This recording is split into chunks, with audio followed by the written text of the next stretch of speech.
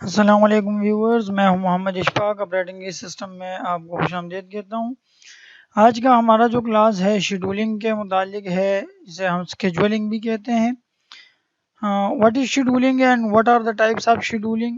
आज की क्लास में हम शेड्यूलिंग के मुतालिक पढ़ेंगे और इसके टाइप्स के बारे में डिटेल में पढ़ेंगे इंशाल्लाह।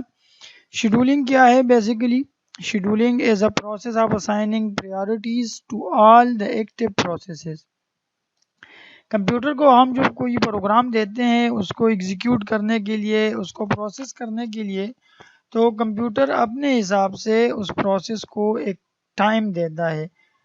इस टाइम शेयरिंग प्रोसेस को हम शेड्यूलिंग कहते हैं। मतलब एक टाइम स्लाइस मिल जाता है हर प्रोसेस को, हर प्रोग्राम को। उस प्रोग्राम को या उस प्रोसेस को उसी टाइम में एग्जीक्यूट होना है। अगर उसी टाइम में वो प्रोग्राम एग्जीक्यूट नहीं होता तो इस प्रोग्राम को या तो एग्जीक्यूशन के दौरान रोकना पड़ेगा, मतलब दूसरा प्रोसेस आएगा, वो एग्जीक्यूशन उसकी शुरू हो जाएगी, या ये प्रोसेस जो है ये बीच में से कंप्यूटर खुद ब खुद ख़त्म कर देता है इसको। तो आगे पढ़ते हैं। इसके मुख्तलिफ तरीके हैं, मुख्तलिफ मेथड्स हैं, वे ऑफ एग्जीक्यूशन है प्रोसेसेस को, उसको इंशाल्लाह डिटेल में पढ़ेंगे। शेड्यूलिंग की डिफिनीशन जो है वो ये है कि शेड्यूलिंग हमारे पास वो प्रोसेस है जिसमें कंप्यूटर किसी प्रोग्राम को, किसी प्रोसेस को एक स्पेसिफिक टाइम देता है उसको एग्जीक्यूट करने के लिए। The objectives of scheduling is to allocate all resources efficiently. Scheduler is a sub-program of operating system which perform the function of scheduling. यहाँ पे हमारे पास शेड्यूलर एक प्रोग्राम होता है ऑपरेटिंग सिस्टम के अंदर, जो कि इस प्रोग्राम को, इस काम को अंजाम देने के लिए यूज़ होता है। शेड्यूलर बेसिकली एक ये सब प्रोग्राम है ऑपरेटिंग सिस्टम का। वो इस प्रोग्राम को जो हम असाइन करते हैं ऑपरेटिंग सिस्टम को, उसको टाइम स्लाइस प्रोवाइड करता है। अपनी कंप्यूटर उसको बताता है कि इसी टाइम में, इतने टाइम में आपने प्रोसेस होना है, एग्जीक्यूट होना है। Scheduler specifically performs two job. ये दो काम करता है scheduler. It assign priorities to jobs. ये जॉब्स को प्रायोरिटीज प्रोवाइड करता है, असाइन करता है। अभी यहाँ पे प्रायोरिटीज का मतलब ये है कि हमारे पास कुछ एल्गोरिथम्स है जो आगे जाके हम पढ़ेंगे। वहाँ पे हम पढ़ेंगे कि जो प्रोसेसेस जो है वो मेमोरी के हिसाब से बड़े होते हैं, उसको पहले ज़्यादा हाई प्रायोरिटी दी जाती है। जो मेमोरी के हिसाब से कम हो उसको कम प्रायोरिटी दी जाती है। मतलब अब कम प्रायोरिटी वाले बाद में प्रोसेस होंगे और ज़्यादा प्रायोरिटी वाले पहले प्रोसेस होंगे। तो ये प्रायोरिटीज़ का मतलब यहाँ पे ये है, आगे हम पढ़ेंगे। It allocates resources to active jobs. जो जॉब्स, जो प्रोसेसेस कंप्यूटर के अंदर अंदर आए हैं एग्जीक्यूट होने के लिए, तो उसको रिसोर्सेज प्रोवाइड करता है। रिसोर्सेज मतलब ये कंप्यूटर के साथ जितने इनपुट आउटपुट डिवाइसेस लगे हुए हैं, ये इसको प्रोवाइड करता है शेड्यूलर, कि आपने फला प्रोसेस को एक्टिवेट करना है। रिसोर्स को एक प्रोवाइड कर देता है, असाइन कर देता है। In time sharing environment we use single CPU and different jobs are then processed on the same CPU one by one. Time sharing environment जो हमारे पास होता है, जिस तरह हम एटीएम की एग्जांपल लेते हैं। एटीएम की अगर एक बूथ पे आप जाते हैं, एक मशीन पे आप जाते हैं, वहाँ पे टाइम शेयरिंग एनवायरनमेंट होता है। वहाँ पे एक यूज़र अगर एटीएम को यूज़ करता है तो उसके बाद दूसरा यूज़र जाता है और उसी सीपीयू को यूज़ कर लेता है। वन बाय वन वहाँ पे होता है। तो बेसिकली वो तो मल्टी यूज़र ऑपरेटिंग सिस्टम है। ऑपरेटिंग सिस्टम वो एक ही ऑपरेटिंग सिस्टम को वो यूज़ करते हैं। मतलब एक ऑपरेटिंग सिस्टम इसलिए है कि पूरे कंट्री में जितने भी एबीएल की एग्जांपल ले, एचबीएल की ले, एबीएल की एग्जांपल ले, जितने भी एटीएम्स हैं उसमें सेम ऑपरेटिंग सिस्टम यूज़ होता है, सेम डिवाइस से कंट्रोल होता है, लेकिन बूथ उसके अलग अलग होते हैं, डिवाइसेस अलग अलग लगे हुए हैं, सीपीयूज अलग अलग पड़े हुए हैं।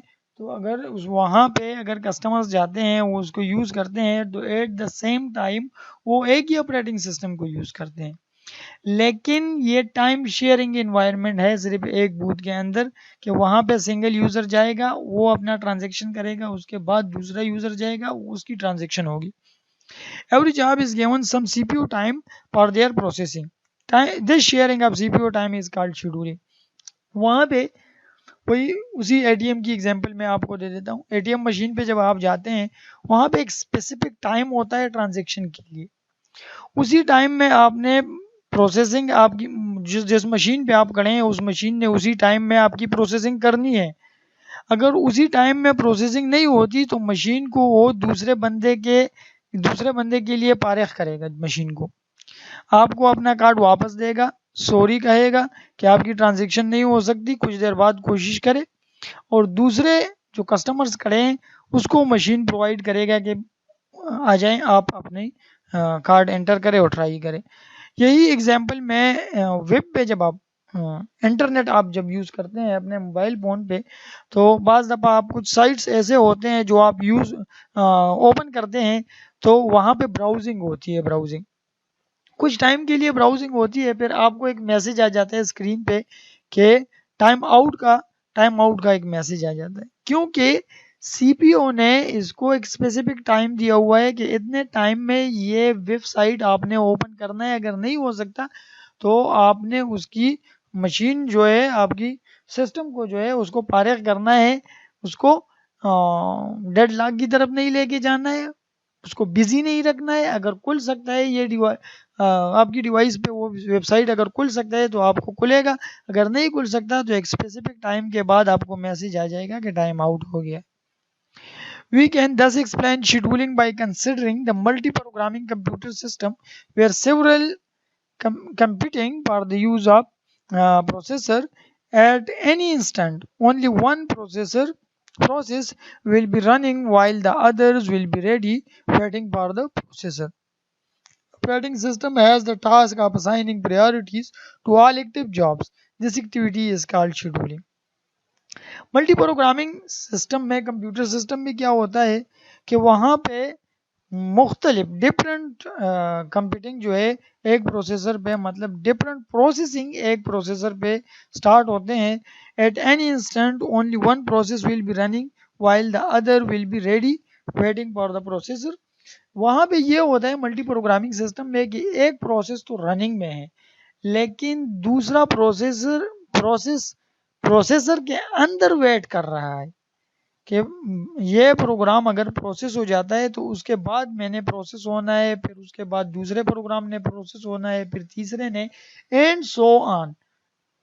तो शेड्यूलर इसी को कहते हैं कि एक प्रोग्राम रनिंग स्टेट में है, वो प्रोसेस हो रहा है, दूसरा प्रोग्राम वेट कर रहा है।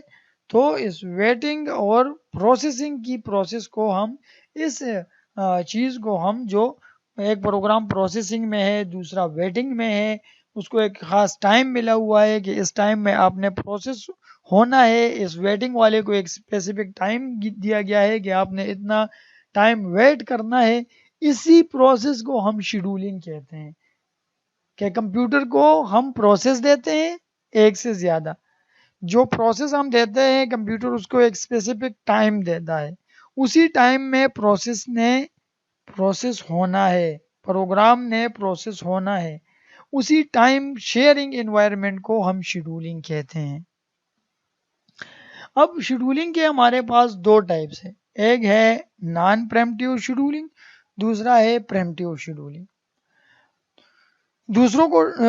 दोनों को डिस्कस करते हैं, non preemptive versus preemptive scheduling. Non preemptive scheduling में क्या होता है, non preemptive algorithms are designed so that once a process enter the running state is allowed a process, it is not removed from the processor until it has completed its service time or it explicitly yields the process।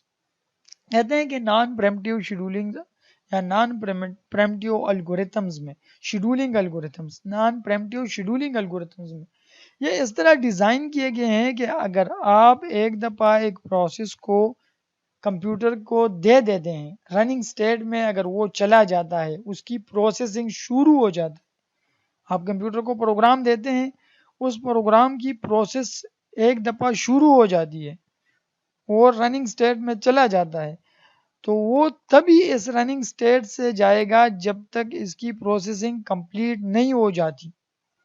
यह running state से नहीं जाएगा, यह running state में रहेगा जब तक इसकी प्रोसेसिंग कंप्लीट नहीं होती। नॉन प्रीएम्प्टिव शेड्यूलिंग एल्गोरिथम्स में ये होता है कि एक प्रोसेस आपने असाइन कर दी है, अब ये प्रोसेस हर कीमत पे प्रोसेस होना है, ये प्रोग्राम इसकी प्रोसेसिंग कंप्लीट होनी है, तभी ये प्रोसेसर को छोड़ेगा, जगह खाली करेगा जब तक ये प्रोसेस कंप्लीट नहीं होता, या जब तक ये अपनी कंप्लीशन के लिए जो टाइम दिया गया है वो टाइम ये पूरा नहीं कर देता, तब तक ये प्रोसेसर को नहीं छोड़ेगा। प्रीएम्प्टिव शेड्यूलिंग में क्या होता है? Preemptive scheduling algorithms are driven by the notion Preemptive algorithm scheduling is driven by preemptive scheduling algorithm priority computation पे बेस करता है, प्रायोरिटी कंप्यूटेशन पे चलता है। इसमें जो कंप्यूटिंग होती है वो प्रायोरिटी बेस होती है। The process with the highest priority should always be one currently using the processor. यहाँ पे जिस प्रोसेस की प्रायोरिटी हाईएस्ट होगी वो प्रोसेसर पे होगा, प्रोसेसिंग उसकी स्टार्ट होगी, उसकी रनिंग स्टेट में होगी, वो रनिंग स्टेट में होगी, उसकी प्रोसेसिंग होगी। अब प्रायोरिटी मेमोरी वाइज भी हो सकती है हाईएस्ट, और इसके अलावा प्रायोरिटी जो है जॉब की मेमोरी वाइज या कोई और वो हो सकती है इसकी प्रायोरिटी, जिसकी वजह से ये हाईएस्ट प्रायोरिटी इसको दिया जाता है। If a process is currently using the processor and a new process with a higher priority enters the ready list, the process on the processor should be removed and returned to the ready list until it is once again the highest priority process in the system. इसमें क्या होता है कि highest priority तो already processor मौजूद है, वो processing में है, वो रनिंग स्टेट में है, उसकी प्रोसेसिंग स्टार्ट है, एक प्रोग्राम है जिसकी हाईएस्ट प्रायोरिटी है। अब ये हाईएस्ट प्रायोरिटी वाला प्रोग्राम जो है ये प्रोसेसिंग इसकी स्टार्ट है, और इसी दौरान लिस्ट में रेडी लिस्ट में एक और प्रोग्राम आ जाता है जो रनिंग प्रोग्राम से उसकी प्रायोरिटी हाईएस्ट है, तो प्रोसेसर उस रनिंग प्रोग्राम को रिमूव कर देता है और नए प्रोग्राम को प्रोसेसर पे डाल देता है कि उसकी प्रोसेसिंग स्टार्ट हो जाए। अब यहाँ पे ये होता है कि जितना प्रोसेसिंग उसकी हुई है पहले प्रोग्राम की, वो मिड में उसको एंड कर दिया जाता है। जब इस प्रोग्राम की दोबारा नंबर आएगी, प्रोसेसिंग की इस प्रोसेस की दोबारा नंबर आएगी, तो उसी जगह से स्टार्ट होगी, न कि पहले सिरे से नहीं स्टार्ट होगी, उसी जगह से स्टार्ट होगी जहाँ पे इसको स्टॉप किया गया है। अब अगर इसी दौरान एक हाईएस्ट प्रायोरिटी वाला प्रोग्राम आ जाता है तो ये रेडी लिस्ट से इसको रनिंग स्टेट से रिमूव कर दिया जाता है और उसी हाईएस्ट प्रायोरिटी वाले प्रोग्राम को डाल दिया जाता है प्रोसेसर पे, और उसकी रनिंग जो है वो या प्रोसेसिंग जो है वो स्टार्ट हो जाती है। इंशाल्लाह अगले लेक्चर में हम टाइप्स ऑफ शेड्यूलिंग एल्गोरिथम पढ़ेंगे। हमारे पास 6 शेड्यूलिंग एल्गोरिथम्स है, स्टेप बाय स्टेप इंशाल्लाह इसको डिस्कस करेंगे। तब तक के लिए इजाज़त दें, अल्लाह हाफिज़।